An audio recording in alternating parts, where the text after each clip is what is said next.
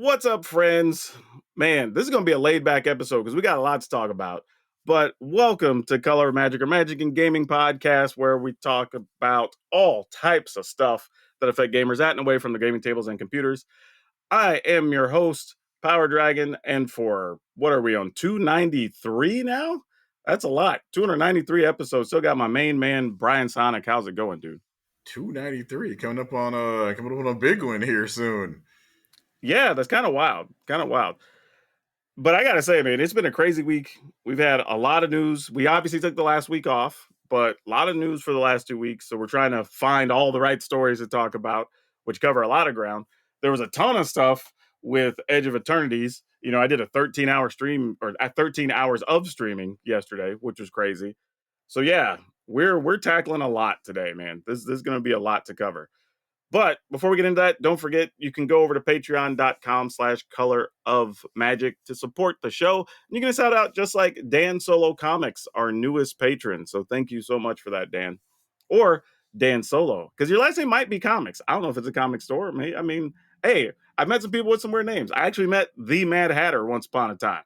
So I don't know, man. I'm at the point in my life where I can't make assumptions anymore. Right. Oh. But all right, let's talk about a fun lead story though, right? We had heard Final Fantasy was going to be the best-selling Magic set on day one. Every distributor person I got to talk to said, "Oh yeah, this stuff we're just waiting to put it on trucks and get it out the door." Like they were already making plans for the space they had the Final Fantasy in because they knew it was going right out the door. So I was like, "Okay, this is obviously going to sell big." Well, it was finally confirmed this week that Final Fantasy is sold $200 million worth. Yeah, that's bigger than Lord of the Rings. The first day. Yeah. So 200 million in one day. Yeah, that's basically the whole print run. Yeah. You know, out the door. So that's literally what Lord of the Rings did. It's run, basically. Yeah, and we can't be surprised, right? People were saying, "Oh, there's no way that Chris Cox is probably just saying that to make it sound good, so we don't hate Universes Beyond." Blah blah. Like, bro, he's not worried about your opinion when they're making dollars hand over fist. Like, let's be real. But yeah, they're saying even in their Q2 call, which is why they got these numbers, 23% up year over year.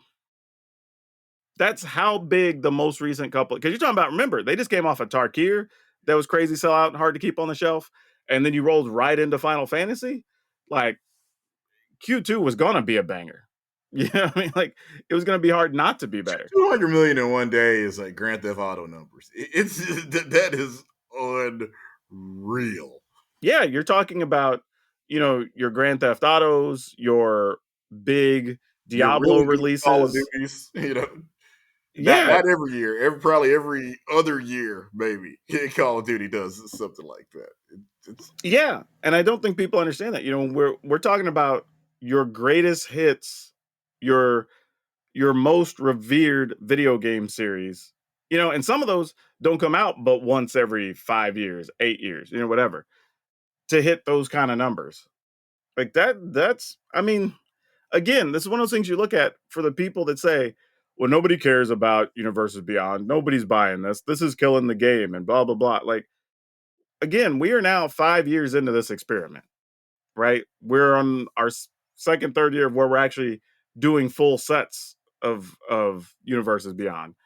And so far, we've had one that was the all-time selling set. And then we had another one that is the new all-time best-selling set. And Spider-Man probably will end up being number 2. I think it's going to be better than Lord of the Rings. It won't be better than Final Fantasy. But that's still saying something, that you... Just insane number. And because of the way it was done, I think if it was a whole Marvel thing, we'd probably have a chance to surpass Final Fantasy with just being Spider-Man. I don't know if it can do it. Well, yeah, and it's not positioned to be, right? It's part of a 3-part program, right? Because they said we're going to get 3 sets of Marvel, so over the next couple of years. So we already know that this wasn't set up to be, let's jam all the greatest hits into it. It's like, hey, we got to make 3 products. Let's make sure we pace this out. But even then, to say that Universe Beyond isn't working, right? And in 2 years, effectively, you're going to have 3 of your best selling sets ever. You know what I mean? Like, people have to really think about that. Of when you make that argument, if nobody wants it, who's buying this? Because you're talking literally Well, I don't buy. think anybody was. I don't think anybody was saying it wasn't working for Wizards. I think people are concerned with it's working for consumers because the prices are out of control on products like Final Fantasy. But somebody has to be. We're seeing more players. We're seeing retailers. Retailers aren't even just selling these sets; they're complaining that they can't get enough of them to sell.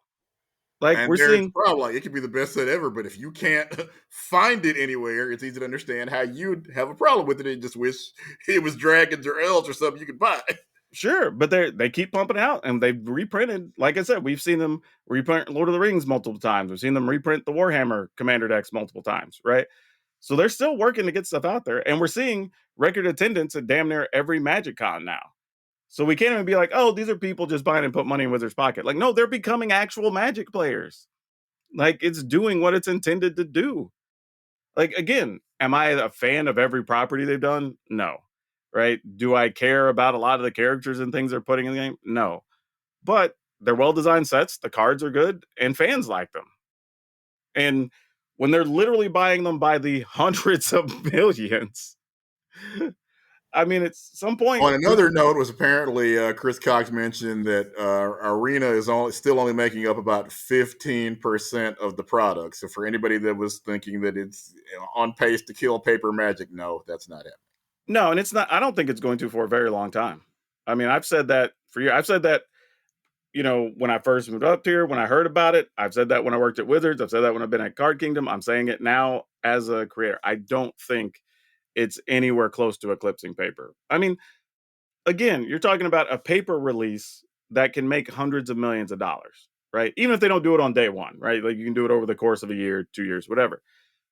Even for an established video game, that's going to be hard to consistently hit 100 million regularly, right? There's video games we see all the time right now that are still functioning that don't hit $100 million a year, right? That's such a big number. It's just, don't get me wrong. I think Arena and Magic Online have a place. I think people are still going to enjoy them. I think there's a benefit to having your game be mobile and digital so people can play away from their computers or when they're visiting family or when they're waiting in the airport or whatever. There's reasons that they need to exist. And they're good for engagement, right? They're great to have people that they can log on, they can watch some YouTube videos, learn how to play Magic from watching people play Arena or whatever. And then a lot of them go buy paper cards, right? That's what we're seeing. But I'm with you. The narrative that Wizards is just trying to kill game stores. Wizards wants to move everybody to Magic Online. Wizards want, like, people have been saying that for years. It's still not true. Like, you can keep saying it, it doesn't make it true, right? We see the numbers. It's not changing. It's not true. It just isn't, and it just, at least for the foreseeable future, will not be. Because I've told people before, I think the only way that changes is if somehow in some world, at some point in the future, the digital Magic games get to where they're at least 40%, maybe even 35% of the overall number. Because then they can actually start making plans to say, okay, well, how much money could we save not printing these things and still have a good bottom line or whatever?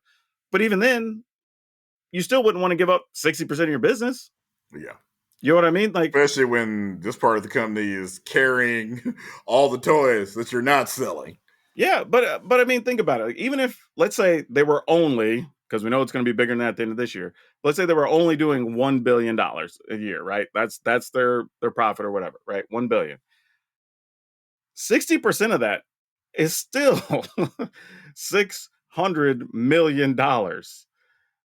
No company's just going to go, we don't need that. Like, you know what I mean? Like, it's just, And after all, Hasbro is a toy company. They want us to keep buying physical stuff. of course, of course. So yeah, so that narrative, we can just push that to the wayside, because there have been a few people that I've seen speculate that on some, we'll call them just YouTube videos that aren't even close to accurate, to be nice.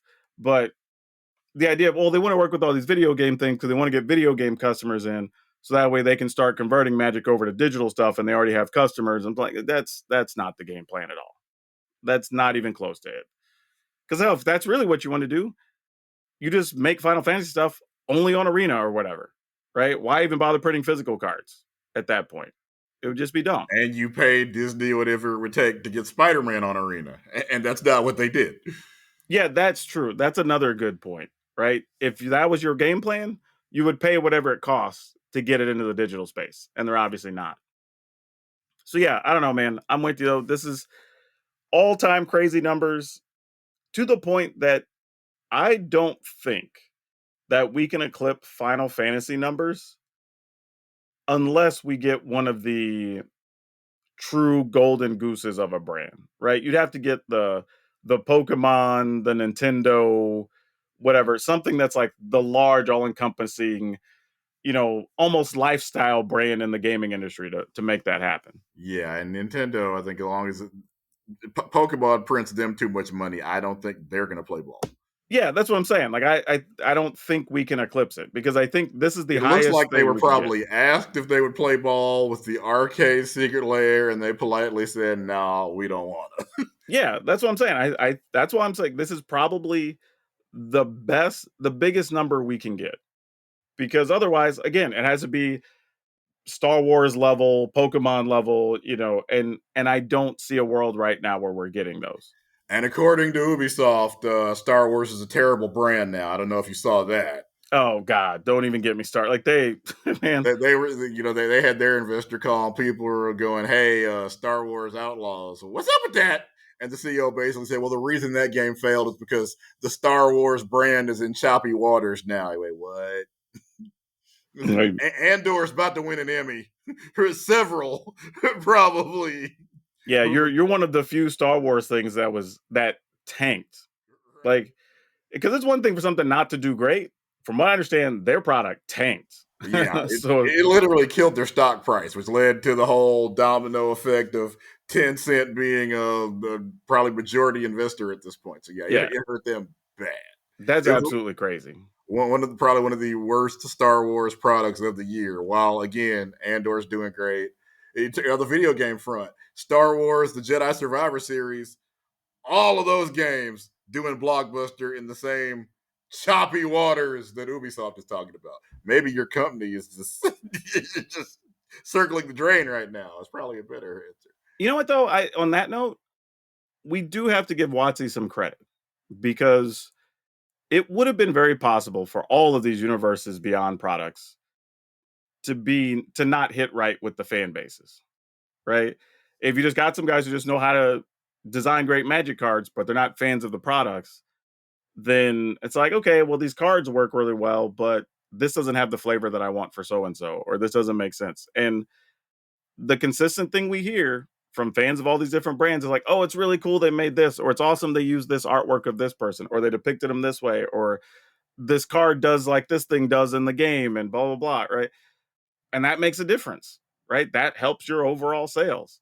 And people are consistently happy with them. And to their credit, it sounds like they're getting the R&D and WotC members that are fans of those first to be on those design teams, which I think helps a lot too. And what's the one that really didn't hit? Assassin's Creed, which goes back to Ubisoft. Yeah. Yeah. And They're dragging everybody down right now. and again, that was also tough because Ubisoft ended up pushing their game back 9 months and all this other stuff happened. Like, so you didn't even get the cross promotion effort that everybody would have been talking about. Exactly.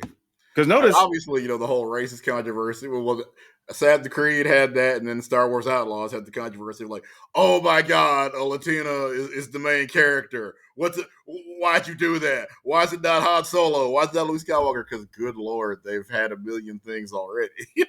that's also true. But,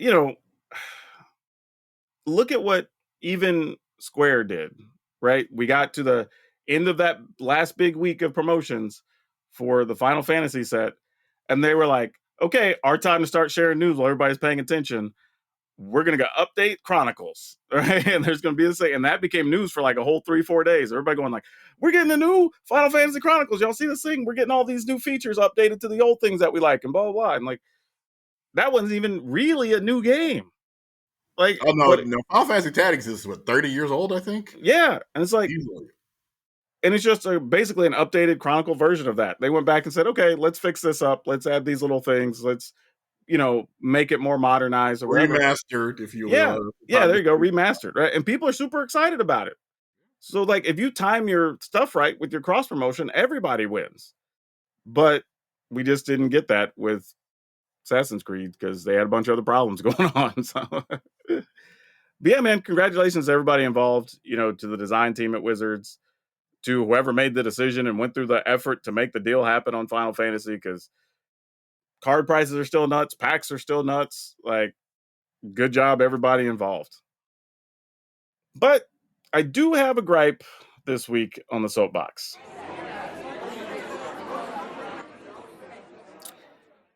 And I want to okay, I'm going to use myself as the focus here, but be aware this isn't a poor me situation or whatever, because I'm fine. But when we talk about spoilers versus previews, we have said on here on the show, we don't talk about spoilers if they're not official cards or official preview from an official source. We don't talk about it. I don't allow it in my Discord. Other creators have a lot of the same rules. And I've had people, even one guy recently, he pops into my Discord, starts just like posting these random spoiler pictures. Fortunately, my regulars are like, bruh, we don't do that here. And, we're deleting stuff, whatever. And then he got all mad. I was like, well, fine, then I'll just go to some other Discord. I'm like, bro, you just rolled in just sharing images out of nowhere. Like, what?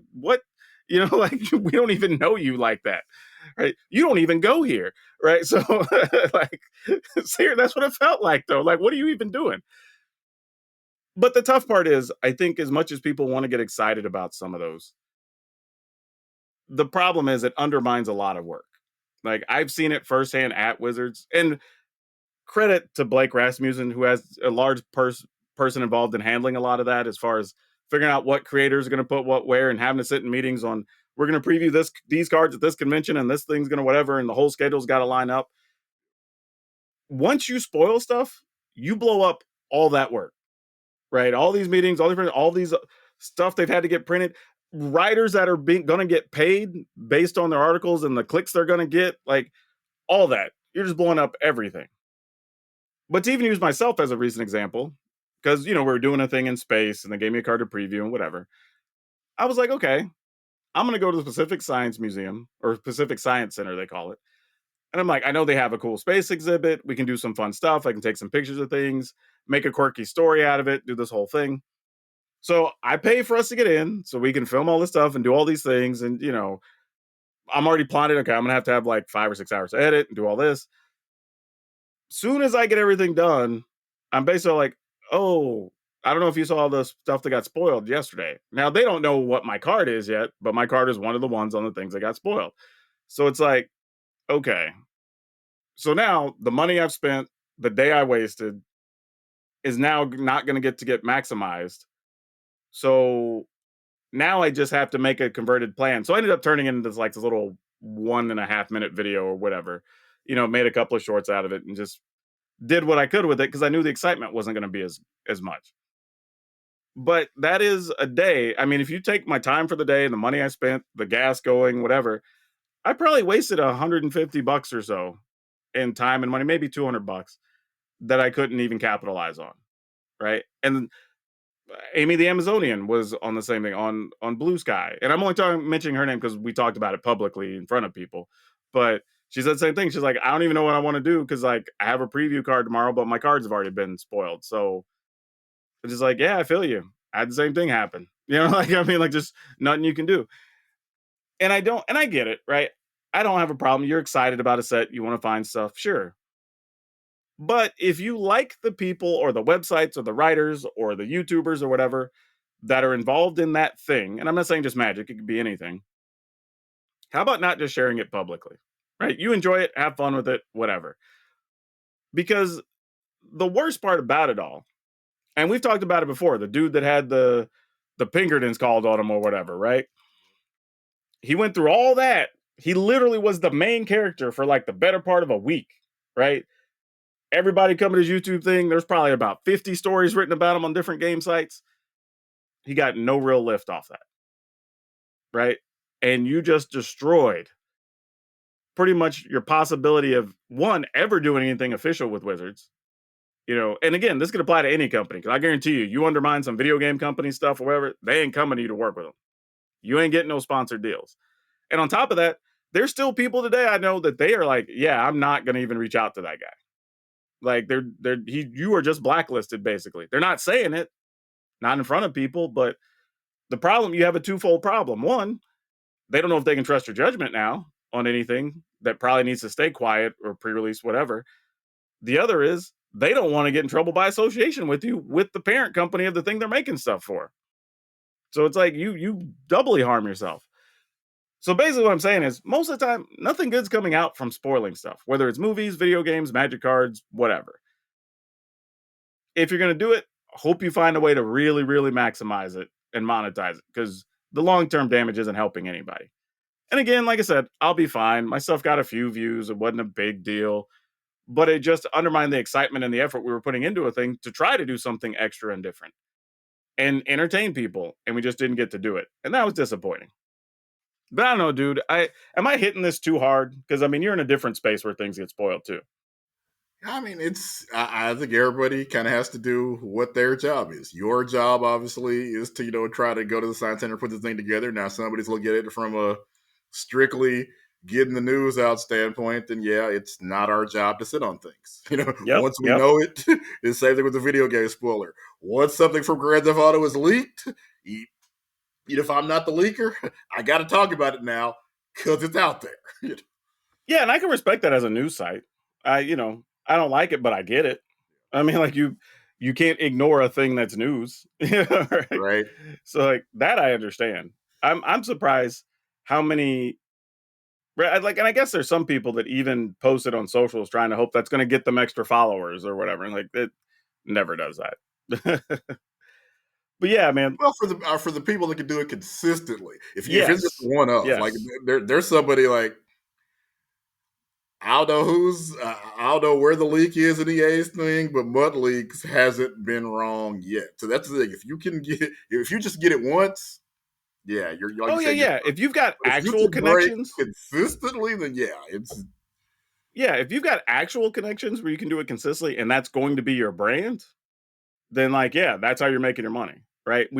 It's the Tom Paliceros of the world in sports or whatever, right? Like some people, it's like okay, you've worked to get to know people in all these different parts of the business, and you're going to make your money, sure. But most people and, ain't doing that. and it's somebody that doesn't have that. I don't know. Maybe leaking it the first time is how you get that. I have no idea because I'm not a Mud Leak.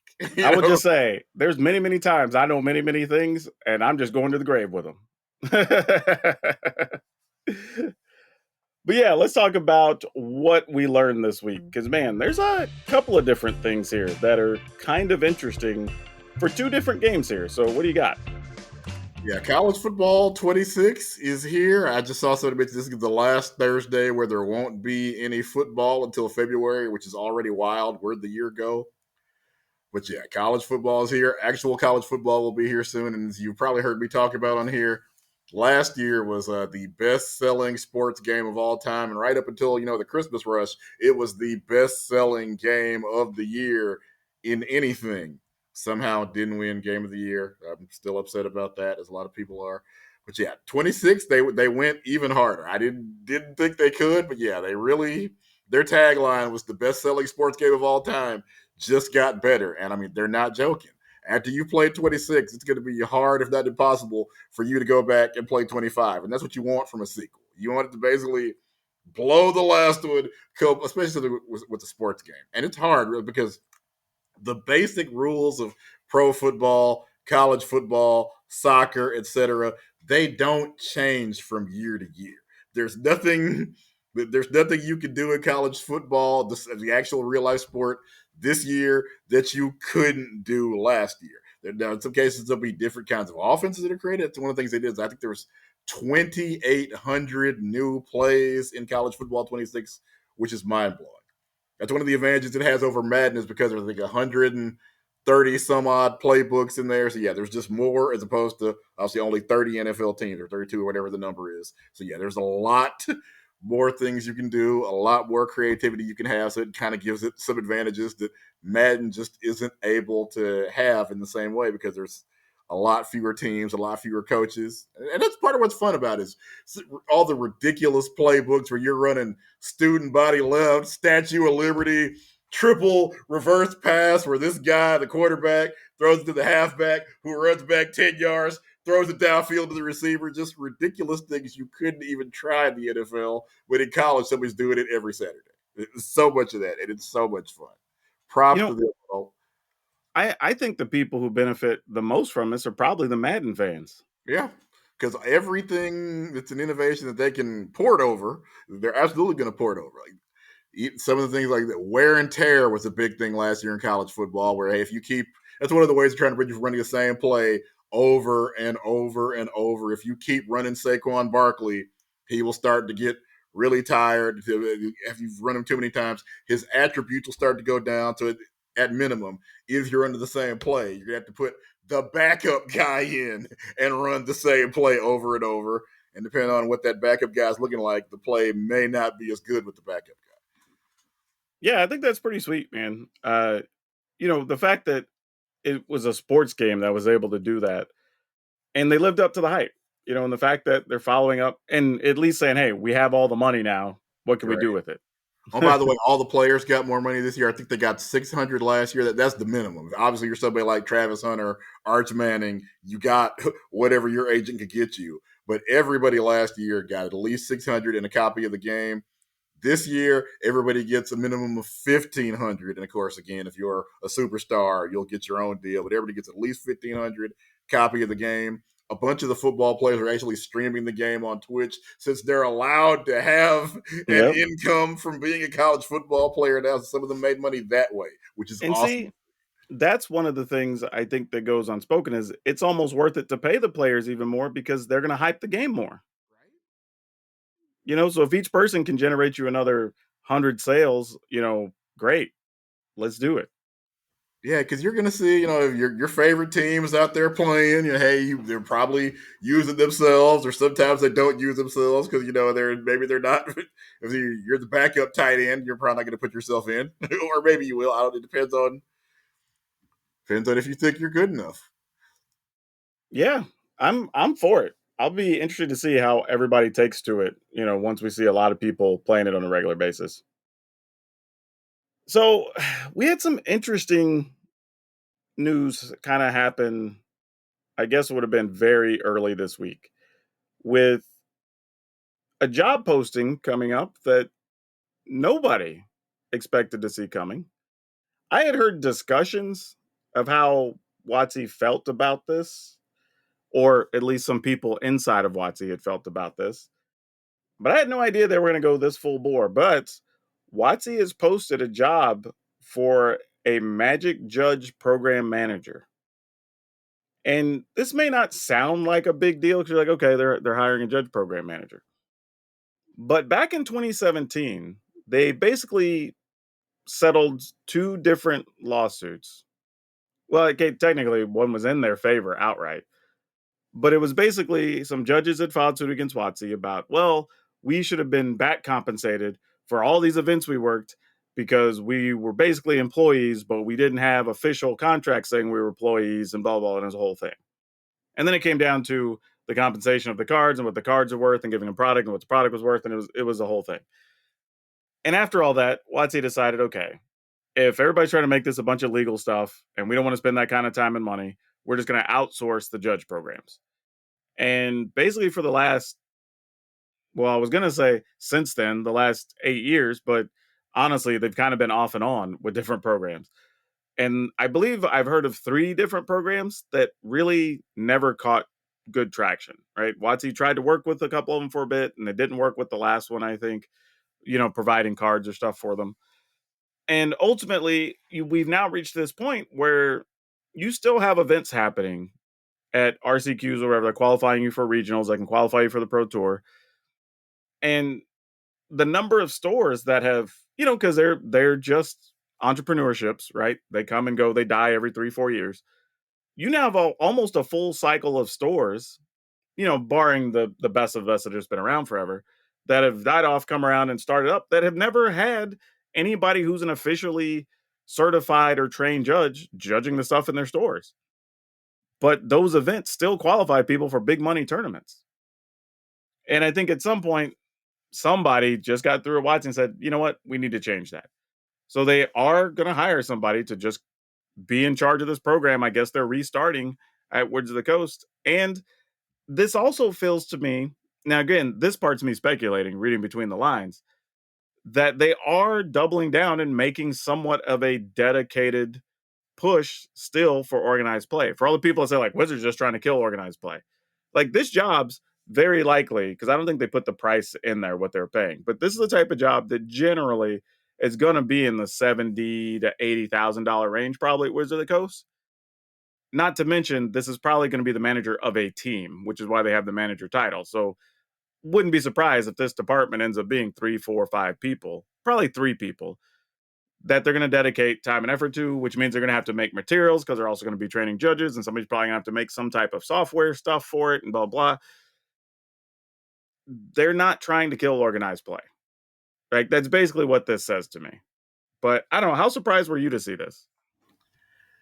I mean, we know they're like not emphasizing pro play as much as they used to, Sure. and they're not alone in that. But we're seeing most of the games out there do that because that's not where the money is made. It's probably where money is lost more than anything. The casual players in pretty much every game are the ones that make up 99.9% of the player base. So that's why things cater to them. And what they've done here is this is the same. They looked around, I'm sure, other competitive. The NFL doesn't even have full-time referees, and every time somebody blows a call, everybody complains about, well, the problem is, this guy's a part-timer, but they've been getting away with it. So obviously, Wizards saw that, and Yeah. they're gonna do the same thing here.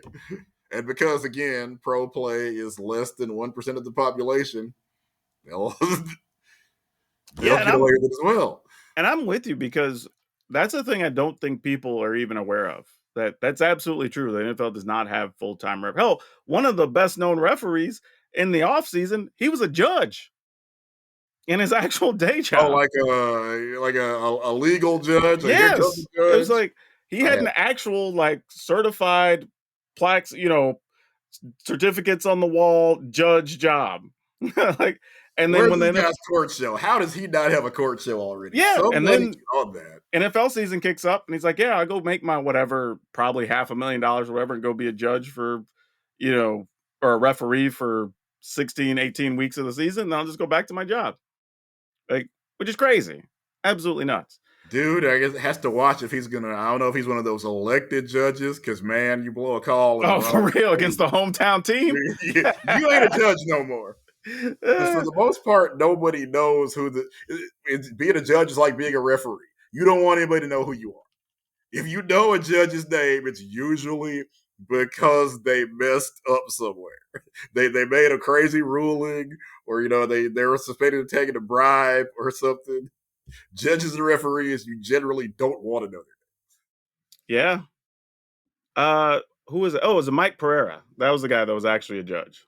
that. Okay, yeah, and he's Yeah. like he's either he's somebody's TV guy too, right? Yeah, he Fox. now he is. He's a Yeah, retired just now he does full time for the guy they call back to like at New York and review the yeah. plays Like, or whatever. like what are they going to say on? So he played the referee job literally as well as you can play it, because that's a new job too. By the way, they didn't have that probably Yeah. even 4 or 5 years ago, and now I think everybody that broadcasts NFL has it. It's become part of the broadcast, like play-by-play guy, color guy, and sideline reporter. It's just everybody. It's accepted.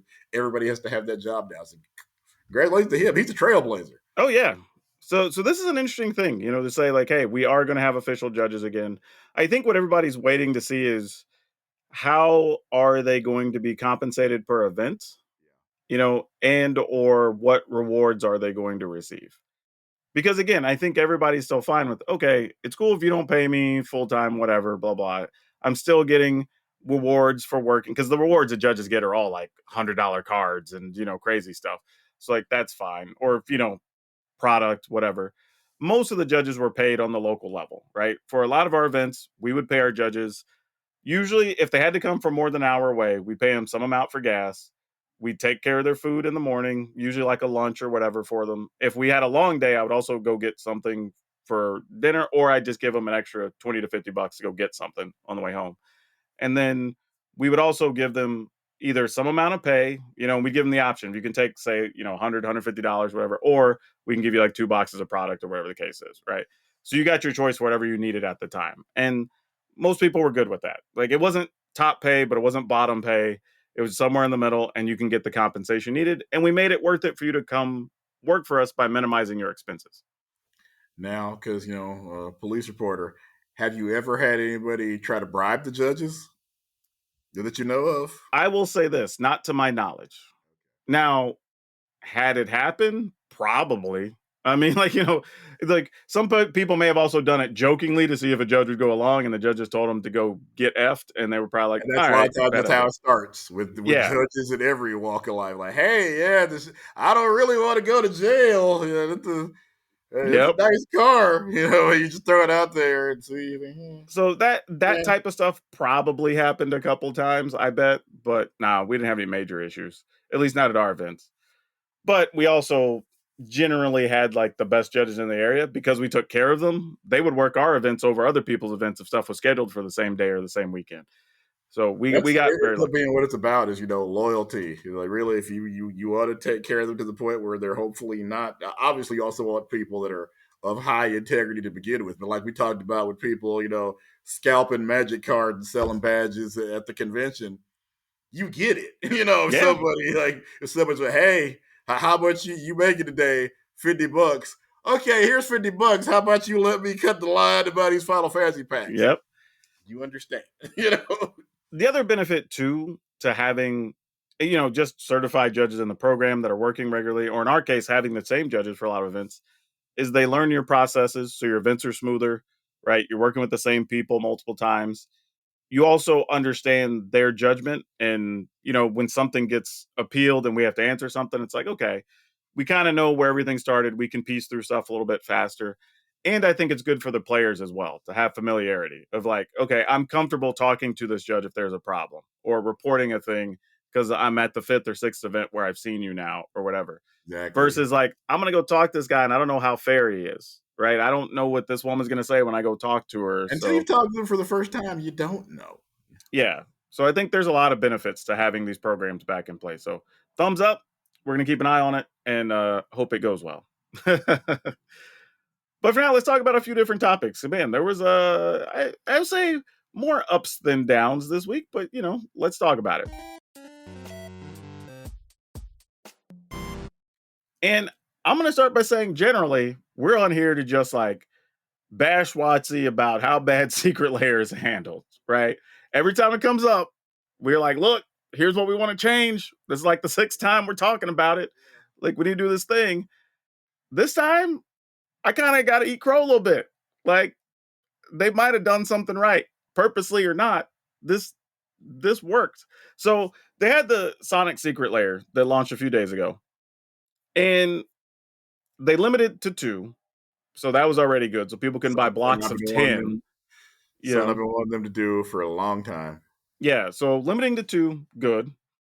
And it appears, and again, I don't know the numbers, but it appears that they printed more than normal as well. Either that or the limit 2 just helped this thing stretch forever. But the non-main set that had the friends and foes chunk is what they call it, that had the unique characters. The others sold out, but they sold out slower because I remember looking. I want to say it was around 3 or 4 p.m. local time, and I swear I still saw them up. They were listed as low stock at the time, and one was sold out, the other one was still available.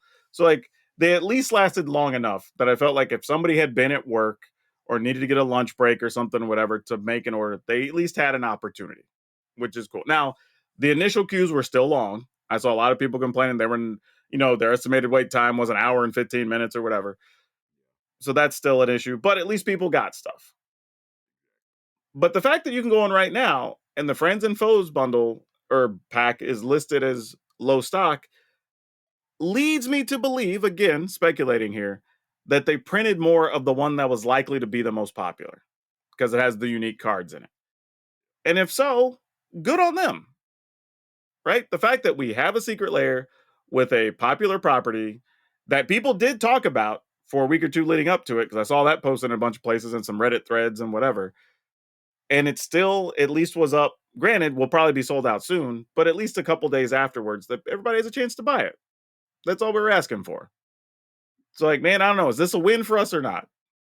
I mean, it's definitely better than it has been before. Like I said, the fact that you're still able to purchase the one with the unique cards if you want to. The limit, I've been calling for the limit for a long time now. Queues were better, so yeah, I think they obviously this was an improvement. And they also possibly got in under the wire. I don't know how much they do because apparently, well, probably a lot, but Sonic is going to have a card game soon. It's like I guess you rather call it Sonic Snap. It's a digital game, so they got the Secret Lair out of the way before Sonic's card game comes out, and possibly Sonic was off of the table buying digital cards. So props to them on that. Yeah. So, I'm gonna give a little bit of a golf clap and just say, hey, I don't know if this fixes it. Granted, this is a one-time thing, so we'll see what happens the next time there's one of these. But again, if we're gonna bash, we gotta give credit when you get something right. So there you go. So here's another story that popped up that had people kind of going nuts and casting dispersions on a person, but Funko has replaced Cynthia Williams as CEO. And while you might know that name, is Cynthia Williams was the former president at Wizards. And we had covered the story when she got hired, and it was kind of sudden and a little bit weird, but Funko grasping at straws. They've had problems for a while, right? They just need anything to get a win. They've been blowing up warehouses full of Funko Pops and all. When you're destroying your own product, it's usually never good. Yeah, and here's our thing. We talked about it, right? They had destroyed a bunch of product because they couldn't sell it prior to her arrival. Months before that, they had sold off a bunch of their tabletop game division stuff, right? Some Which is board a games and shame stuff. because the Funko board game is actually really good. Won some industry awards. It was unfortunate to see that go away, but when when your company's taking on water, those things happen. Well, yeah. So she was walking into a minefield effectively, right? And they only even had a temporary CEO in her place before she got there. So it wasn't even like they fired somebody, knew a new one was coming, got her, whatever. Matter of fact, they just released her, and the person that's in her place is just a temporary guy that was there before. They just put the same dude back. Welcome to the Titanic. We've polished your chair. Yeah, basically. Here right now. So it's like, what are we even doing? Like this makes no sense. Here's the thing though. I was trying to explain to somebody, we're just looking at a brand that needs a new direction entirely because what they have has one, it's left its peak, right? We've seen their Beanie Baby moment. Granted, they extended it like an extra 5 years, so credit to them. Yeah, they were hot for a minute. But we're kind of past that. Like I And said, the other, did good work on the tabletop game, so they made some good products. yeah, I'm still surprised they let their board game division go, but whatever. The biggest thing to me is I try to explain to people, think about how every time you see somebody that does Funko stuff or is a collectible or whatever, you always just see them stacked from floor to ceiling in a wall shot, right? Because you can't store them anywhere just by the nature of the product. We were talking about it, right? You take a comic book box, you can bag and board 50 to 70 comics and stick them in a box. You can't put but what, 12 Funko Pops in there? You know what I mean? Like just the amount of space your collectible takes up. Hell, Magic cards, we can get a 4-row box and put 4,500 cards in there, right? That's a collectible that after a while you just like, okay, well, how many more can I keep? Where do I put them? And some people are at their max. Now, people also don't want to buy them because the collectible ability is falling off, right? As you get fewer fans, unless it's not a super rare limited one for like a convention release or something, or something around a super hot moment. Bobblehead or something. Yeah, or a super hot moment where I'm going to a football game and we're doing Barry Sanders tribute night or whatever, and you get a special one of Barry Sanders or whatever, right? Outside of those, people aren't buying them, and they become so ubiquitous with a lot of stuff that I was telling you, I'd walk by a Hot Topic, and they had some that weren't even around goth brands or anything. They were just there, just a display of pops. That's kind of what the brand is now, and there's just not as much money in it. They tried to imitate the Lego games, which was a good idea, but the game is terrible, so they're going to lose money on that, I'm sure. Yeah, very likely.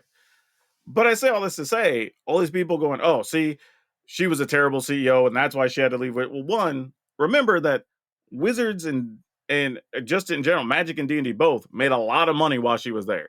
Whether she was directly responsible or not, she was involved, right? So we can't sit here and say like, oh, she destroyed the game, she did all these bad things. Like stuff that started while she was there is still making piles of money. So let's not cast aspersions unnecessarily there. And again, Funko was taking on all the water before the fact that they're replacing her with the interim guy who was had the chair before. It shows you like they had a hard time even giving this job away to anybody because everybody knows that this company is belly up right now.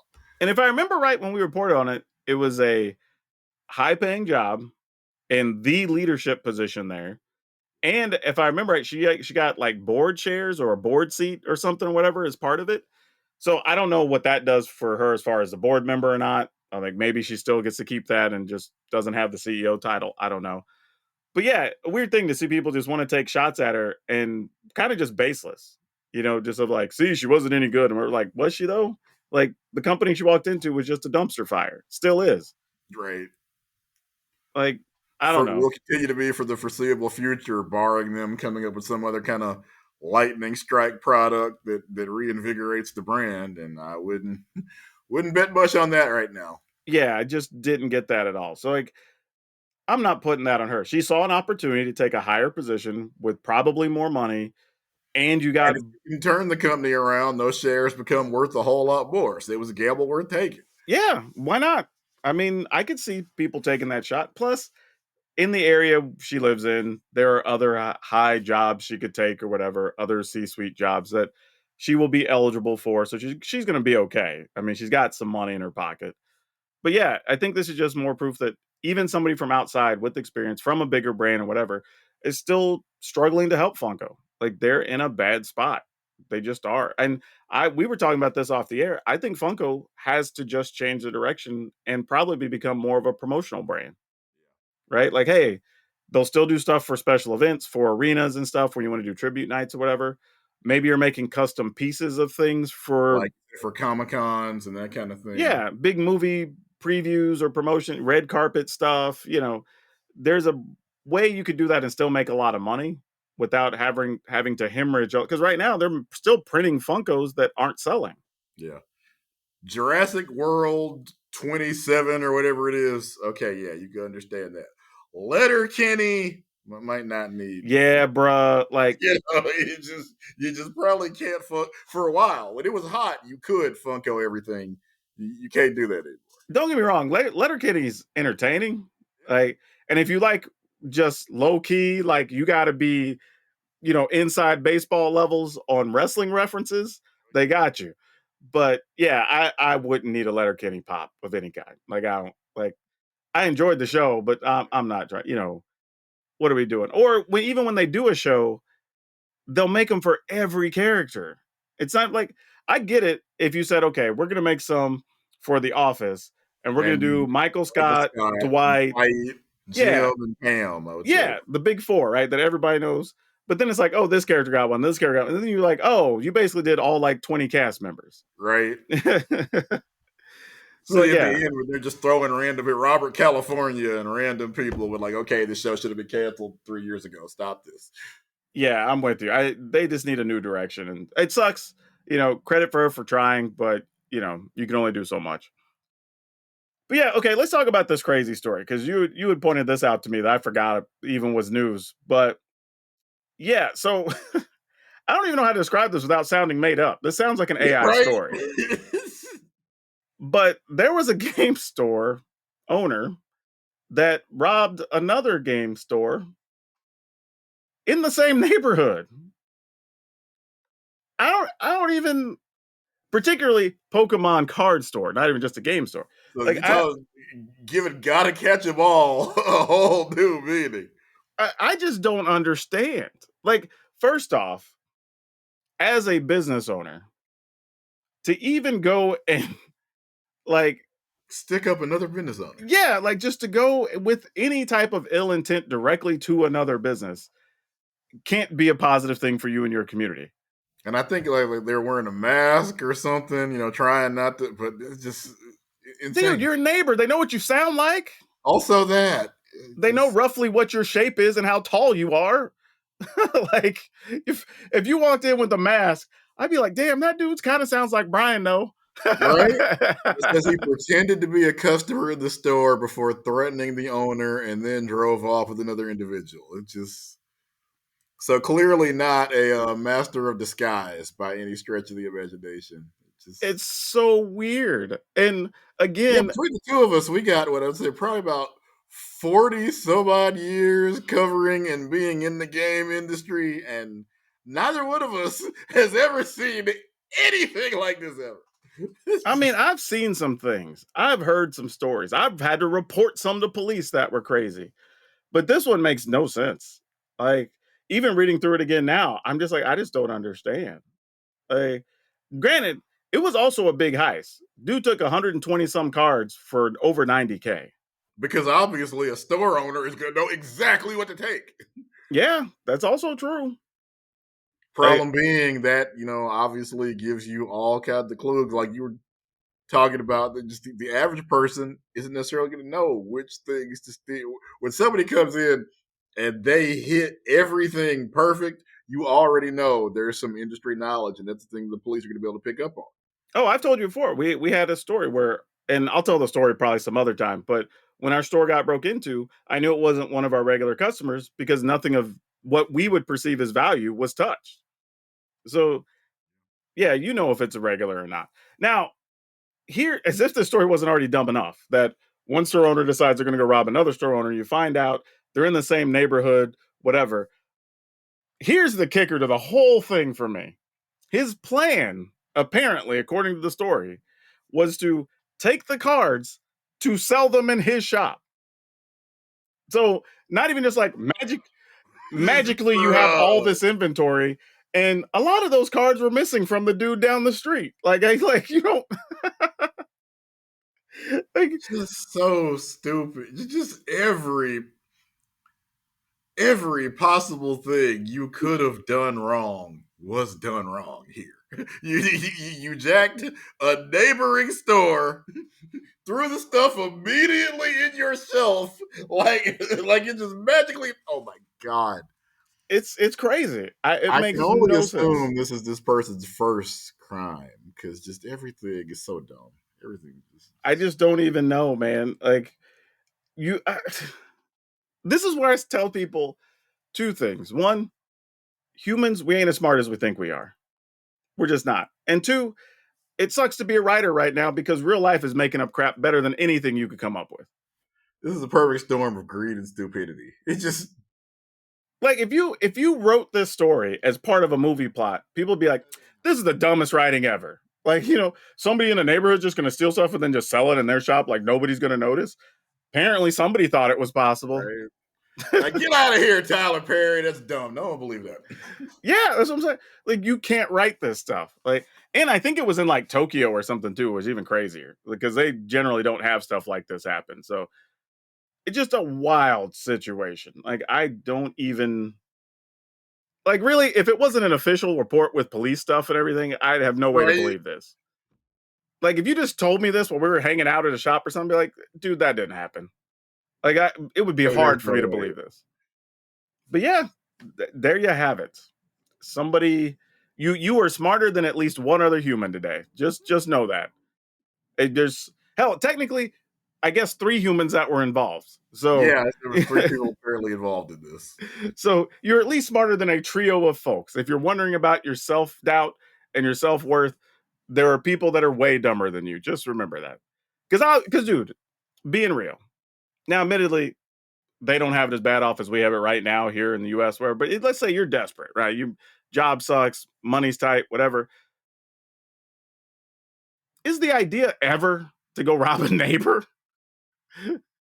Like, No, you know what? again, morality or chance of actually getting away with the theft. All of that is just off. Even if I was writing a D&D plot, I wouldn't be Yeah, like, yeah, we're just gonna do this thing next door. Nobody's ever gonna notice we did it. Like, it's the most insane thing. It really, like, why? What are you? Glad they got apprehended. Glad the store got their stuff back. You know, hopefully that other stuff is store is officially out of business and the community just I would assume unless he sells it to somebody. yeah, but the community needs to go in hard on that store because like it's like I tell you, you don't take advantage of your family, your friends, your community, whatever. Like you should be reprimanded of the highest order for that. So I hope they get beat up over it. Oh yeah, there's no. Not physically, but business, financially, you know. But yeah, man, this was a crazy week. There was a lot of things to talk about here. That was a fun one to end on, though. So, why don't you tell everybody where they can find you on the social media machines? All right, you can read all my stuff over at App Trigger, like crazy card stealing stuff like this. App Trigger is also on Blue Sky. You can find me everywhere at PowrDragn, PowrDragn. And my goodness, please come by the YouTube page because I've been putting out multiple things a day to keep up with everything happening. So you should come enjoy it. And I'm working on a fun piece for Commander players, so you don't want to miss that. It'll be fun. It has to do with the Commander format panel. That's your preview there. But as always, wherever you're watching or listening, good morning, good afternoon, good evening, and good night. Please remember to take care of yourselves and your family. Remember to be awesome. And most importantly, be awesome to each other.